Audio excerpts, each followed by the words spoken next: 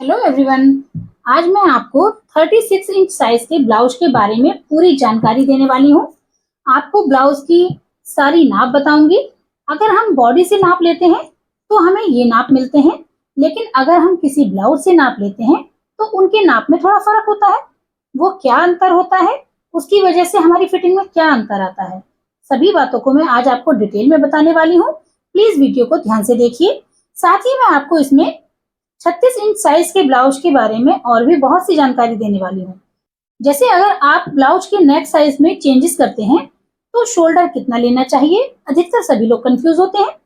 तो मैं यहाँ पे आपको डिटेल में पूरा बताने वाली हूँ कि अगर हम बंद गले का ब्लाउज बनाते हैं तो कितना शोल्डर लेना चाहिए, और अगर छोटा गला बनाते हैं तो शोल्डर की लंबाई कितनी रखनी चाहिए, और अगर हम गले की लंबाई बहुत ज्यादा रखते हैं, डीप नेक बनाते हैं, तो हमें कितना गहरा गला बनाना चाहिए और उसके लिए कितना शोल्डर लेना चाहिए। सारी जानकारी आपको इस वीडियो में मिल जाएगी। इतनी सारी डिटेल्स के लिए वीडियो थोड़ी लंबी हो जाएगी, तो पूरा जरूर देखिए। आपके सारे डाउट इस वीडियो में क्लियर होने वाले हैं, तो प्लीज वीडियो को लगातार देखिए। और अगर आपको ये वीडियो पसंद आती है तो प्लीज हमारे चैनल को सब्सक्राइब कीजिए, वीडियो को लाइक कीजिए और आप अपने फैमिली एंड फ्रेंड्स के साथ शेयर कीजिए ताकि उनको भी हेल्प हो सके। और आपको हमारी जानकारी कैसी लगी, इसके बारे में हमें कमेंट करके जरूर बताइए। तो चलिए बिना देर किए वीडियो को शुरू करते हैं। देखिए, हमने यहाँ पे 36 इंच साइज के लिए ये नाप लिया है, नॉर्मल नाप है। नॉर्मली 36 इंच साइज के साथ में जो एक्रॉस चेस्ट का नाप होता है वो 13.5 इंच होता है। अब आपको कुछ लोगों को अगर ये नहीं पता एक्रॉस चेस्ट क्या होता है तो मैं अभी आपको आगे बताऊंगी। और वेस्ट का नाप इसमें 30 इंच है। शोल्डर टू शोल्डर यानी तीरा, एक कंधे से दूसरे कंधे तक जो हम नाप लेते हैं उसे तीरा कहते हैं। कुछ लोग इसे एक्रॉस बैक भी कहते हैं। तो ये जो नाप है ये हमारे पास 15 इंच है। जो बॉडी मेजरमेंट है उसके अकॉर्डिंग ये 15 इंच आता है। और शोल्डर टू डॉट, जो हम बस्ट पॉइंट पे जो डॉट का पॉइंट लेते हैं, वो जो कंधे से डॉट की तरफ जो लंबाई होती है वो 10.5 इंच पे वो पॉइंट आएगा। और एक डॉट से दूसरी डॉट के बीच का जो गैप है वो 7 इंच है। और फुल लेंथ हमें ब्लाउज की 15 इंच मिली है। और स्लीव लेंथ यहाँ पे 10 इंच है। और स्लीव बॉटम, जो आस्तीन की गोलाई होती है, वो 10 इंच है। और फ्रंट नेक 6 इंच है। और बैक नेक 10 इंच है। अब इस केस में यहाँ पे 10 इंच यानी डीप नेक है। तो डीप नेक जब होगा तो हम यहाँ 15 इंच का तीरा नहीं ले सकते। अगर हम यहाँ 15 इंच के तीरे के हिसाब से डीप नेक बनाएंगे तो ये ब्लाउज की फिटिंग बिल्कुल भी अच्छी नहीं आएगी। तो इसमें हमें क्या चेंजेस करने हैं वो मैं अभी आपको बताती हूँ। चलिए ड्राफ्टिंग शुरू करते हैं। सबसे पहले हम इस पेपर पे ब्लाउज की लंबाई लेंगे।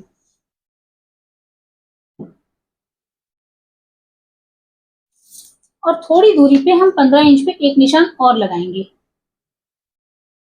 अब इन दोनों निशानों को मिलाते हुए हम यहाँ पे तीरे का नाप लेंगे। तीरा हमारे पास 15 इंच है, तो 15 का आधा 7.5 होना चाहिए। लेकिन अगर हम 7.5 इंच का तीरा लेंगे तो इस ब्लाउज की फिटिंग बिल्कुल नहीं आएगी। तो हमें बॉडी मेजरमेंट में मेथड लगाना होता है। तो जो हमारे पास तीरे का हाफ आता है, जैसे 7.5 इंच हमारे पास 15 का आधा आ रहा है, तो इसमें से हम 2 इंच कम कर देंगे। 7.5 में 2 इंच कम करके हम 5.5 इंच पे एक पॉइंट ले लेंगे और वहां पे हम लाइन खींचेंगे। यहाँ पे हमने 5.5 इंच का तीरा लिया है। और ये 5.5 इंच पे ही हम आर्मोल की लंबाई लेंगे। जहां पे तीरे का पॉइंट खत्म होता है वहां से हम आर्मोल की लंबाई का पॉइंट लेते हैं। तो यहाँ पे 5.5 इंच पे ही हमने आर्मोल की लंबाई ली है। इसके लिए आप इसके बराबर भी रख सकते हैं या फिर आप चेस्ट का 6 भी रख सकते हैं। अगर आप चेस्ट का 6 रखते हैं तो ये नाप 6 इंच आ रहा है। तो यहाँ पे थोड़े बहुत चेंजेस हो जाते हैं कि अगर हमने ये 6 इंच रखा है तो यहाँ पे हम जब आर्मोल की गोलाई को चेक करेंगे तो इसको थोड़ा कम ज्यादा कर सकते हैं, वरना आधे इंच से कोई बहुत बड़ा फर्क नहीं पड़ता है। तो इसे आप 5.5 इंच ही रखेंगे। अब 5.5 इंच पे हमने ये निशान लगा लिया है। अब इस निशान को भी हम इस लाइन से मिला लेंगे। अब हमें यहाँ पे लेना है चेस्ट का 4। अब ये जो चेस्ट वाला पॉइंट है यहाँ पे चेस्ट का 4 लिया जाता है। तो हमें जो यहाँ पे डॉट्स डालनी है उसके लिए 1 से 1.5 इंच प्लस करना होता है। 36 इंच को जब आप 4 से डिवाइड करेंगे तो यहाँ पे 9 आएगा। तो हमें यहाँ पे 9 इंच में 1 इंच प्लस करते हुए 10 इंच ले रहे हैं और यहाँ पे भी एक निशान लगा देंगे। और अब इसके साथ हम यहाँ आर्मोल वाली लाइन मिला लेंगे।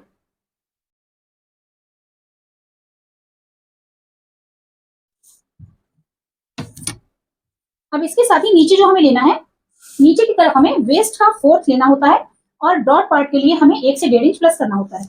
हमें 30 इंच नाप मिला हुआ है, ये देखिए 30 इंच है, तो हम 30 इंच पे इंची टेप को 1 से मिला के फोल्ड कर देंगे। यहाँ 1 इंच से शुरू था और 1 इंच और 30 इंच को जब मिला देंगे तो इस तरह फोल्ड हो जाएगा। ये एक फोल्ड हो गया। अब इसे 2 फोल्ड यानी मतलब ये 4 फोल्ड, चौथा भाग निकालना है।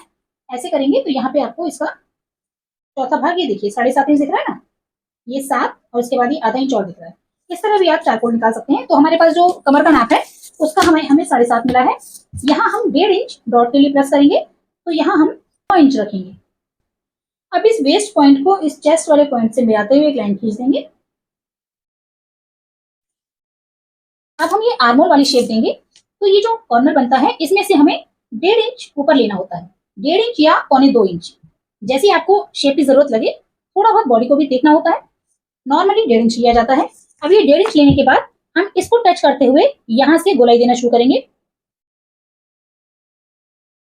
इसके सेंटर के पास से ही ये गोलाई आनी चाहिए। और अब हम गले के लिए, अब देखिए जो नेक पॉइंट है, नेक विड्थ नॉर्मल गलों में, नॉर्मल यानी 5 से 6 इंच तक की जो लंबाई वाले गले होते हैं उसमें हम ये 2.5 से 3 इंच हम नॉर्मल साइज में ले लेते हैं। लेकिन जब हमें डीप नेक बनाना है तो हम यहाँ पे 2.25 इंच लेंगे और लंबाई हमें जो मिली हुई है वही लेनी है। तो यहाँ हमने 10 इंच पे पॉइंट लगा लिया है और यहाँ से 10 इंच पे एक पॉइंट और लगा लेंगे। अब हमने ऊपर तो 2.25 इंच लिया है, लेकिन नीचे वाली जगह पे हम गले की चौड़ाई पूरी ले सकते हैं ताकि हमारी गले की शेप अच्छी आए, नीचे से गले की गोलाई अच्छी आ जाए। इसके लिए हमें यहाँ पे पूरा 3 इंच लेना है। ऊपर वाले 2.25 इंच के पॉइंट से 3 इंच वाले पॉइंट को हमें मिलाते हुए एक तिरछी लाइन खींचनी है और इसी लाइन को यहाँ इस तरफ भी मिलाना है। अब ये जो शेप बनी है इसमें हम गले की शेप देंगे। आप अपनी चॉइस के हिसाब से इसमें गले की गोलाई दे सकते हैं। और तीरे के लिए जो हम यहाँ पे छांट देते हैं वो नॉर्मली आधा इंच या 1 इंच दिया जाता है, लेकिन ब्लाउज में जब हमारी तीरे की चौड़ाई कम हो जाती है तो वो छांट भी बिल्कुल ना के बराबर ही दिया जाता है। तो हम यहाँ पे 2 पॉइंट पे, ये जो इंची टेप में एक के बाद ये छोटे छोटे 2 पॉइंट है, इन 2 पॉइंट मतलब आधे इंच का भी आधा हम यहाँ पे लेंगे और उसे गले वाले पॉइंट से मिला देंगे। इस फोल्ड साइड से हमें यहाँ पे डॉट टू डॉट का हाफ लेना होता है, लेकिन बैक पार्ट में हम थोड़ा ज्यादा दूर भी ले सकते हैं। तो हमारे पास जो डॉट टू डॉट का नाप है वो 7 इंच है, तो हम यहाँ पे इसका आधा 3.5 इंच पे एक निशान लगाएंगे और ऊपर से हम यहाँ पे शोल्डर टू डॉट का नाप लेंगे।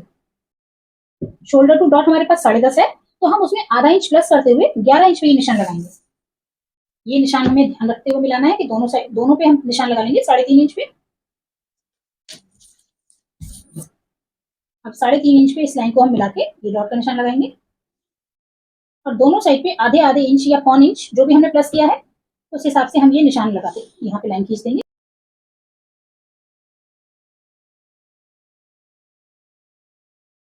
देखिए इस तरह ये डॉट पॉइंट लग गए हैं। अभी हमारा बैक पार्ट कंप्लीट हो गया है। अब इस बैक पार्ट की इन लाइनों पे हम कटिंग कर लेंगे और ये नेक, इसके बाद हम फ्रंट की शेप करेंगे। देखिए हमारी ये कटिंग हो गई है, ये नेक पार्ट अलग हो गया है और ये आर्मोल भी कटिंग हो गए हैं। इस तरह हमारा ये बैक पार्ट तैयार है। यहाँ पे ध्यान रखें ये फोल्ड साइड है, ये फोल्ड साइड है, इसको हमें लिख के रखना होगा। अब इसी पार्ट को रखते हुए हम फ्रंट पार्ट में निशान लगाएंगे। सबसे पहले हम नीचे से 1 इंच छोड़ते हुए निशान लगा देंगे, क्योंकि हमें फ्रंट पार्ट में थोड़ा नीचे की तरफ लंबाई ज्यादा लेनी होती है।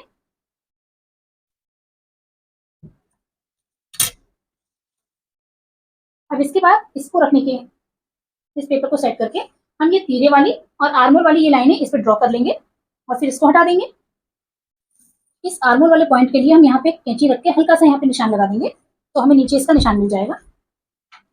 देखिए ये जो पॉइंट मिल रहा है इससे अब हम ऊपर आर्मोल वाली लाइन को मिला लेते हैं।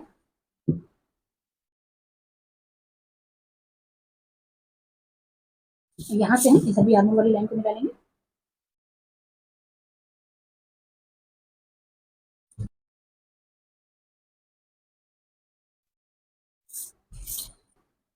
फ्रंट नेक की लंबाई 6 इंच है, तो यहाँ पे 6 इंच पे भी हम चौड़ाई 2.5 इंच या 3 इंच, जितनी आपको गले की चौड़ाई पसंद है उस हिसाब से ले सकते हैं। मैं यहाँ पे 2.5 इंच ले रही हूँ।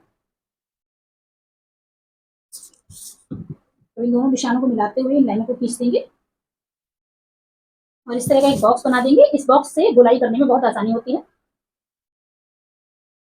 आप चाहें तो यहाँ पे कोई डिजाइन, कटिंग वाला डिजाइन, कुछ भी शॉप जो भी आप बनाना चाहते हैं वो डिजाइन आप इसी ग्राफ के ऊपर बना सकते हैं। अगर आप वी बनाना चाहते हैं तो आपको ये चौड़ाई थोड़ी ज्यादा लेनी होगी और यहाँ से वी बनाएंगे। अब इसमें से भी हमें गोलाई करनी है। यहाँ से 1.5 इंच पे निशान लगाया था और फ्रंट के लिए हम यहाँ से 1 इंच पे निशान लगाएंगे।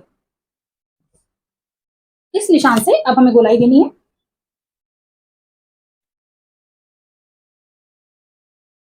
इस गोलाई को इस जगह पे नीचे 2 पॉइंट नीचे तक ले जाना होता है। अब यहाँ पे हम आर्मोल की इस गोलाई को नाप के देख लेते हैं। यहाँ से इंची टेप को इस तरह थोड़ा थोड़ा गोल घुमाते हुए,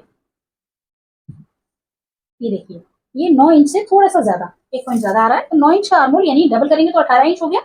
इस नाप के लिए वो नाप काफी है, तो हमारा आर्मोल बिल्कुल ठीक है। इसमें हमने मार्जिन के निशान नहीं लगाए हैं, ध्यान रखिएगा। हम पेपर ड्राफ्ट में मार्जिन का निशान नहीं लगा रहे हैं, क्योंकि जब हम कपड़े पे बनाते हैं तो कभी कपड़ा कम होता है तो हमें कम मार्जिन मिलता है, तो उसके लिए हम वही एडजस्ट करेंगे। हमें ये पता होना चाहिए कि हमारे ड्राफ्ट में कोई मार्जिन नहीं है। तो चलिए गले की गोलाई भी दे देते हैं।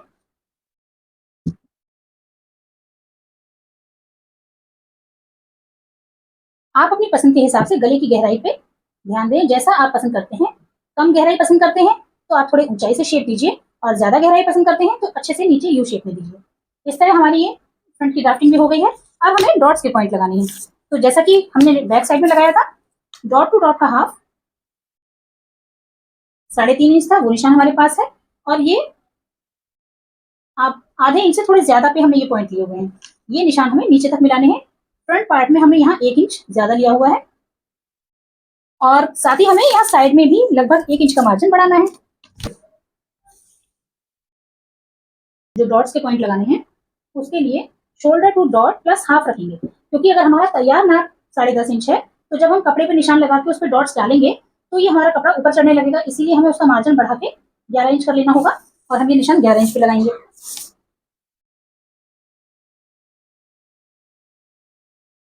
इसे नीचे तक लेके जाएंगे।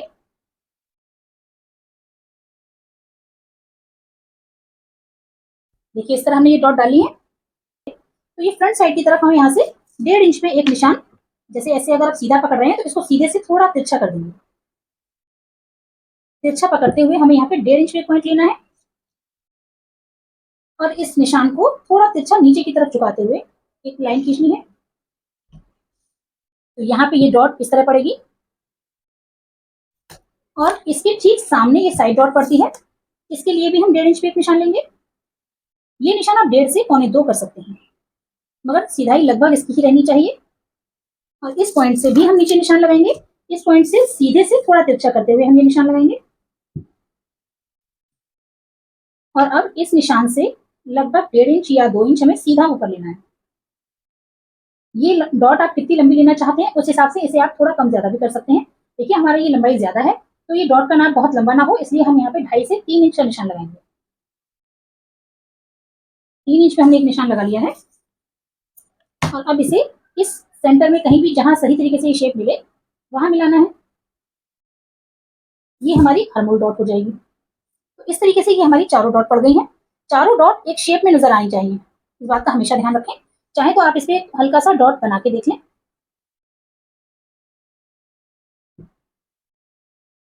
देखिए इस तरह की ये बस्ट की जो गोलाई होनी चाहिए वो दिखनी चाहिए। अब हमने यहाँ पे तो ये ज्यादा नाप लिया है, इन जगहों पे हम 2-2 पॉइंट का मार्जिन रखते हुए सिलाई लगा देते हैं। मगर एक चीज और मैं आपको बताना चाहूंगी, अगर आपका चेस्ट यानी बस्ट साइज हैवी है तो आपको ये डॉट्स थोड़ी ज्यादा चौड़ी डालनी चाहिए, तो हमारा कप ज्यादा गहरा बनता है। अगर आपका बस्ट साइज कम है तो आप उसमें ये डॉट्स कम ही डालें, मगर ये डॉट्स डालनी जरूर है। तो अगर इस तरह हम 2 पॉइंट इधर और 2 पॉइंट इधर लेते हैं तो टोटल आधे इंच की डॉट पड़ती है। लेकिन अगर आप बस्ट साइज हैवी है तो इसको आप आधे से 1.25 इंच की डॉट डाल सकते हैं, इससे ज्यादा नहीं। आप 2 पॉइंट की जगह ये 3 पॉइंट ले सकते हैं, इधर भी 3 पॉइंट। और इसी तरीके से इस डॉट को भी आधे से 1.25 इंच का डालना है, और ये सारी डॉट हमें आधे से 1.25 इंच की सिंगल डालनी है, और ये लगभग 1.5 इंच की पड़ जाती है। 1.25 इंच इधर 1.25 इंच इधर, तो ये डॉट जो है 1.5 इंच हो जाती है। बस्ट साइज अगर हैवी है तो हम इन डॉट्स को बढ़ाने से कप साइज को गहरा बना देते हैं, तो उसकी फिटिंग अच्छी आती है। और बस्ट साइज कम है तो इन डॉट्स को कम रखेंगे, तो उससे छोटे बस्ट साइज में अच्छी फिटिंग आएगी। तो चलिए इस तरह अब ये हमारा ड्राफ्ट बन गया है, इसकी भी हम कटिंग कर लेते हैं। देखिए इस तरह हमारी फ्रंट साइड की भी कटिंग हो गई है। अब हम ये पेपर हटा देते हैं और ये हमारे फ्रंट साइड के डॉट हो गए हैं। इसके बाद अब हमें स्लीव्स की ड्राफ्टिंग बनानी है। हमारे पास जो स्लीव्स का नाप है वो लंबाई 10 इंच है। 10 इंच की लंबाई पे एक पॉइंट लगाएंगे।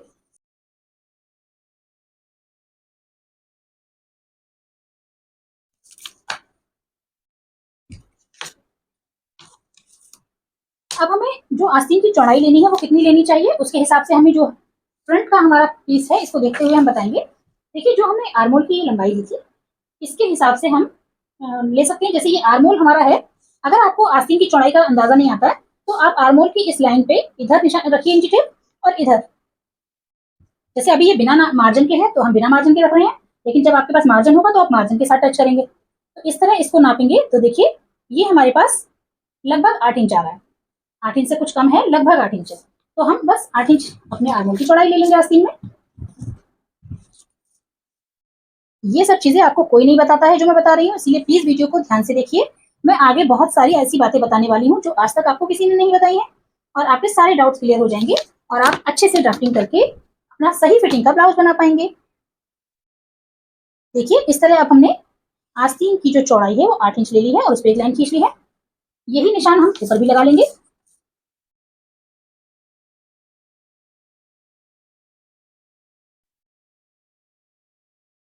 ये हमारा ऊपर आस्तीन का हो गया, और अब इन दोनों निशानों को मिलाते हुए इस लाइन को मिला लेंगे।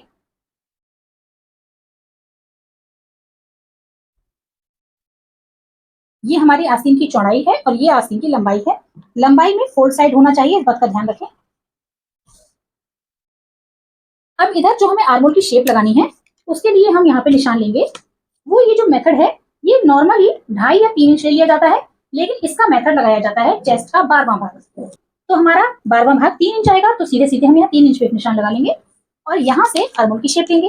तो यहाँ जब ये 3 इंच पे एक पॉइंट लगा लिया है तो इस पॉइंट इस लाइन से हम इसको तिरछा मिलाएंगे। ये लाइन मेरे पास 8.5 आ रही है, तो 8.5 का आधा 4.25 होगा। ये देखिए 4.2 पॉइंट पे हमने ले लिया है। इस जगह से हमें आधा इंच की एक लाइन लगानी है।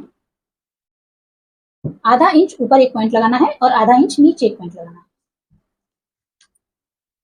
हम यहां से एक लाइन धीरे धीरे ऊपर की तरफ करते हुए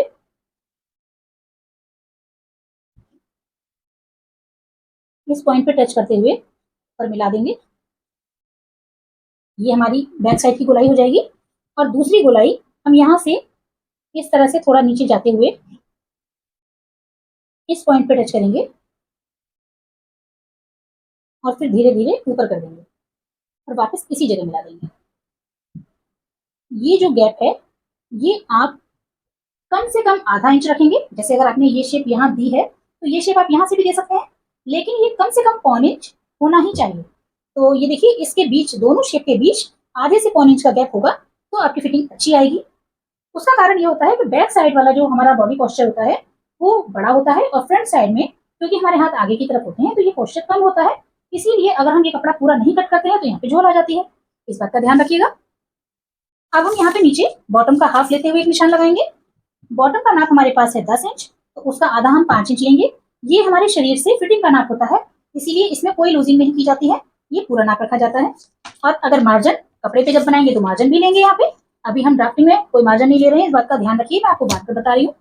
जब आप इस पैटर्न से कपड़े पे कटिंग करेंगे तो आपको सिलाई के लिए मार्जिन ऐड करना होगा। अब देखिए बॉटम वाले निशान से जब हम इसे सीधा मिला देते हैं तो इस तरह ये आस्तीन बहुत चौड़ी रहेगी, जो कि फिटिंग नहीं आएगी। और आजकल सभी लोग फिटिंग की चीजें पहनना चाहते हैं। देखिए ये लगभग 7.5 इंच आ रहा है, तो 7.5 का आधा, 7 का आधा 3.5 हुआ, और ये लगभग 3.25 हुआ। तो 3.25 इंच पे हम अंदर की तरफ आधे इंच पे निशान लगाएंगे और इस निशान को टच करते हुए चाहे तो आप लाइन कीजिए या गोलाई कर दें। देखिए